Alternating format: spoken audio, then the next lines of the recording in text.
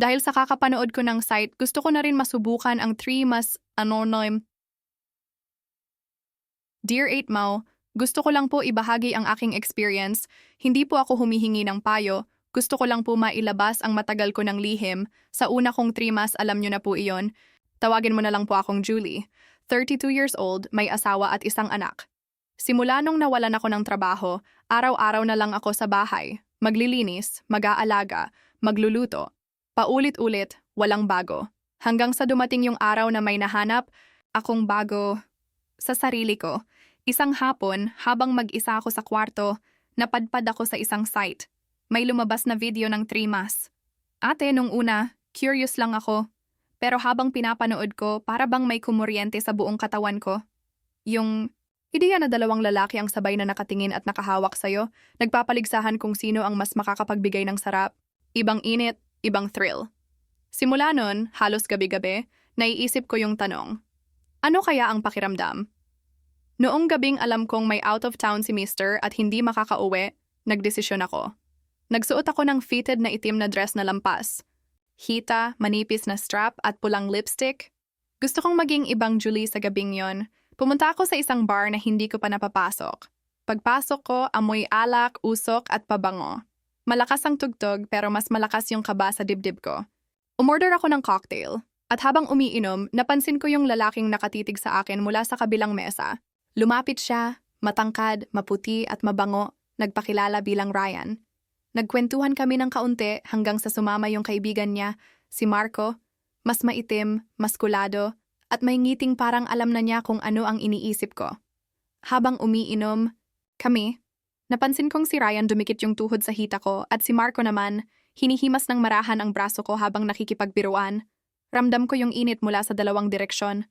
Pagkatapos ng ilang shot, si Marco bumulong sa tenga ko, mababa ang boses. Kung gusto mo, pwede nating gawin yung iniisip mo. Para akong napako, hindi ko alam kung paano niya nahulaan, pero siguro halata sa mga mata ko. Lumabas kami ng bar at dumiretso sa katabing hotel. Sa elevator tahimik pero mabigat ang hangin. Nakatayo ako sa gitna nila. Si Ryan humawak sa baywang ko at marahang hinila palapit sa kanya. Si Marco naman, nasa likod ko, dahan-dahan niyang dinadaanan ng kamay ang braso ko pababa sa balakang. Ramdam ko yung init ng katawan nila sa magkabilang side ko at sa bawat segundo parang lumalakas yung tibok ng puso ko. Pagkapasok namin sa kwarto, hindi pa tuluyang sumasara yung pinto nang biglang halikan ako ni Ryan, malalim, puno ng gigil. Si Marco, hinawakan batok ko at marahang hinila pabalik para halikan din ako. Parang nag-aagawan sila sa labi ko, sa hininga ko. Hinila ako ni Ryan sa gilid ng kama at umupo siya, habang si Marco ay nasa likuran ko, hinahaplos ang leeg ko pababa, sa balikat, hanggang sa maramdaman ko ang mainit niyang hininga sa tenga ko.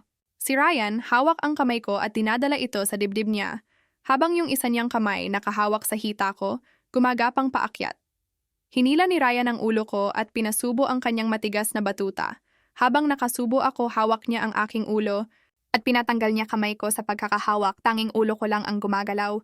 Habang si Marco ay binabayo ako na para akong aso na katuwa, hindi ko maipaliwanag ang nararamdaman ko, sobrang rapsa sa ginagawa nila sa akin, na parang gusto ko tumigil muna ang mga oras. Nakailang rounds po kami ate Mao sa 3 oras namin sa hotel. Sa mga sandaling yon ate, para akong nahulog sa ibang mundo. Lahat ng ini-imagine ko habang nanonood ng video, nangyayari sa harap ko, sa akin mismo. Yung tingin nila, parang ako lang ang babae sa mundo. Yung bawat hawak, parang walang oras para huminga, walang oras para mag-isip kung mali ba o tama. At nang gabing yon, natupad lahat ng matagal ko nang tinatago sa isip ko. Pero hanggang ngayon, hindi ko alam kung iyon ba ang huling beses, or simula pa lang,